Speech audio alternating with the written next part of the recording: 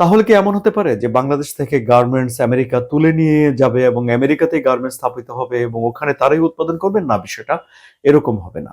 বেশ কয়েক দশক আগেই আমেরিকা এই ধরনের শ্রম ঘন যে শিল্পগুলো রয়েছে সেগুলোকে ডিসেন্ট্রালাইজড করে দিয়েছে, অর্থাৎ পৃথিবীর বিভিন্ন দেশে এগুলো চলে গেছে। এখন গার্মেন্টস বানায় আহ, ভিয়েতনাম বানায়, নেপাল বানায়, ভারত বানায়, পাকিস্তানও কিছু কিছু বানায়। বিভিন্ন দেশই এখন গার্মেন্টস তৈরি করে এবং রপ্তানির মার্কেটে তারা বাংলাদেশের প্রতিযোগী হিসেবে আছে।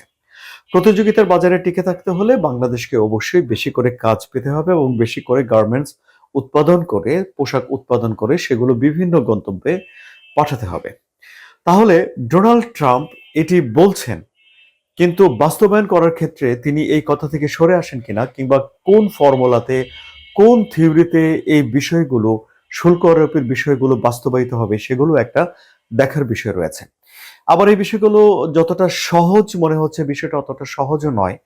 যেমন কানাডা থেকে যেসব পণ্য আমদানি করে যুক্তরাষ্ট্র তার উপরে যদি 25% শুল্ক আরোপ করে যুক্তরাষ্ট্র, তাহলে কানাডা এখনই ভাবছে যে তাদের কাছ থেকেও এনার্জি, ইস্পাত, এরকম বেশ কিছু আমেরিকার জন্য প্রয়োজনীয় জিনিসপত্র আমেরিকা আহ, কিনে নিয়ে যায়, অর্থাৎ কানাডা রপ্তানি করে, সেগুলোর উপরেও কানাডা অতিরিক্ত শুল্ক আরোপ করবে।